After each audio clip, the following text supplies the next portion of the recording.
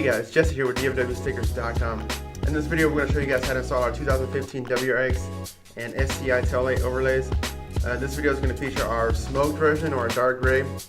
The things you're going to need are a spray bottle, just filled with water, preferably the bottles that spray a mist more than a stream. A squeegee, if you don't have a squeegee you can use an old credit card or ID.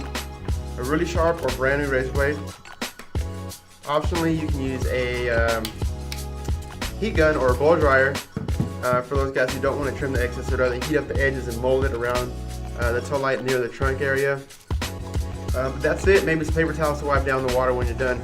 But pretty straightforward. Let's get into it.